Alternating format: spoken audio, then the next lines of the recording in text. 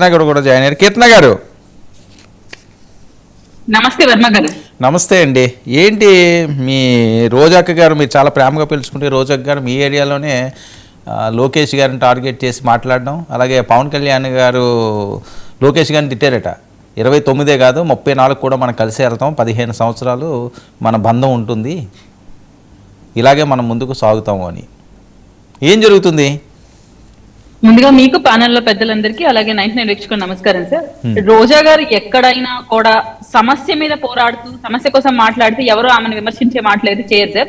ఎంతసేపు వ్యక్తిగత విమర్శలు చేసుకుంటూ సమస్యను సైడ్ ట్రాక్ చేసుకుంటూ ఏ ఇష్యూలో అయినా తను హైలైట్ అవ్వడం కోసం వ్యక్తిగత విమర్శలకు పాల్పడుతూ ఇన్న కూడా మనం చూస్తే అక్కడ మాట్లాడిన మాటలు ప్రతి ఒక్కటి వ్యంగ్యంగా లోకేష్ గారిని దిగజార్చే విధంగా ఎంతసేపు ఏదైనా బుర్జల్లే ప్రయత్నం టీడీపీ మీద కూటమి ప్రభుత్వం మీద చల్లే ప్రయత్నం చూపిస్తుంది. కానీ నిజంగా విద్యార్థులు అక్కడ ఉన్నారా? ఆడ వెనకున్న ముఖాలను చూస్తే విద్యార్థుల్లా కనిపిస్తున్నారా? ఆ ఏజ్ గ్రూప్ వాళ్ళు ఉన్నారా? లేదు అక్కడ డిఎస్సి ప్రిపేర్ అయిన స్టూడెంట్స్ లాగా కనిపిస్తున్నారా? వాళ్ళ నుంచి ఆయన వాయిస్ ఓవర్ తీసుకొని మాట్లాడారా? ఎంతసేపు వేరే కార్యకర్తల్ని లేదంటే వీళ్ళకి చెంచాగిరి చేసి కొంతమందిని తీసుకొని వచ్చేసి రాష్ట్ర రాజకీయాల్లో పెనుమార్పు తీసుకొని వస్తున్న జగన్మోహన్ రెడ్డి గారు ఎన్నో నోటిఫికేషన్లు రిలీజ్ చేశారు. వాళ్ళ ప్రభుత్వంలో ఉన్నప్పుడు ఎంతమంది విద్యార్థులకు ఉద్యోగాలు ఇచ్చారు? ఇలాంటి విషయాలపైన మాట్లాడునంటే నిజంగా మేము హర్షించేవాళ్ళం.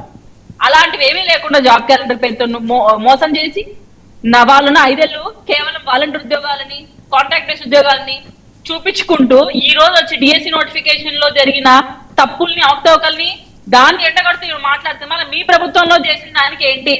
లోకేష్ గారు ఎక్కడ పారిపోయారా? లోకేష్ గారు ముందుకు వచ్చి నేను జవాబు చెప్పనంటున్నారా? జగన్మోహన్ రెడ్డి గారికి నిజంగా దమ్ముంటే మేము కూడా ఛాలెంజ్ చేస్తాం. కుటుంబ ప్రభుత్వం నుంచి రండి, వచ్చి ప్రశ్నించండి. ఈ రోజా గారు అయితే ఇక్కడ మాట్లాడుతున్నారు, వాళ్ళ కార్యకర్తలు ఎవరైతే ఇక్కడ వచ్చి మాట్లాడుతున్నారో చెప్పండి. జగన్మోహన్ రెడ్డి గారికి అసెంబ్లీకి వచ్చి క్వశ్చన్ చేయమని చెప్పండి.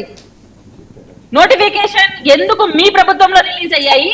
ఎన్ని రిలీజ్ అయ్యాయి? ఎన్ని మేరకు ఉద్యోగాలు ఇచ్చారు? చెప్పండి. ఎవరు ఏమన్నారు కదండి, విద్యార్థుల పక్కన లేకుంటే ఉద్యోగస్తుల పక్కన మనం మాట్లాడుతున్నట్టు ఒక పోర్ట్రేట్ చేస్తూ మొత్తం మీ కార్యవర్గమే అక్కడ ఉంది. ఎక్కడ విద్యార్థులు ఉన్నారు? ఎక్కడ ఉద్యోగస్తులు అక్కడ నిలబడుకుంటున్నారు? కేవలం విమర్శించడం కోసం మాత్రమే జగన్మోహన్ రెడ్డి గారు ఆయన క్యాడర్ వస్తారంటే మీరు 100% సక్సెస్ అవుతున్నారు అనుకోవచ్చు. బట్ ఇష్యూ కోసం ఫైట్ చేసి నిజంగా జస్టిస్ చేయడం కోసం వస్తానంటే మాత్రం మేమందరం కూడా సపోర్ట్ చేస్తామండి.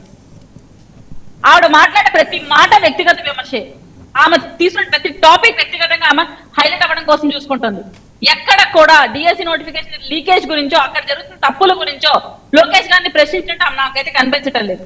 అండ్ లోకేష్ గారు జవాబుదారీగా ఉన్నారు. ఆయన ఆఫర్ చేస్తారు మీరు రండి అని చెప్పి. ఇంకా ఈవిడకి వచ్చిన బాధ ఏంటో నాకైతే అర్థం కావట్లేదు. ఒకసారి ఆమె రీచెక్ చేసుకోవాలి. ఏంటి 15 సంవత్సరాలు? చెప్పండి. ఏంటి ఆవిడకి ఏదో నోటీసులు ఇచ్చారట, 31న హాజరు కావాలట. ఈ టైంలో ఈ రకంగా చాలా కాన్ఫిడెంట్గా ఆవిడ ఫైర్ అవుతున్నారు అంటే అర్థం ఏంటి? ఏమి తప్పు చేయలేదనా? మేకపోతే గాంభీర్యం అనుకోవాలి, అది కాన్ఫిడెంట్ అని ఎందుకు అనుకుంటారు? వాళ్ళ పార్టీలో ప్రతి ఒక్కరు ఇదే కదా చేసి చూపిస్తున్నారు ఈ మధ్య. వాళ్ళలో ఎవరు కూడా తప్పులు చేయకుండా ఏం లేదు.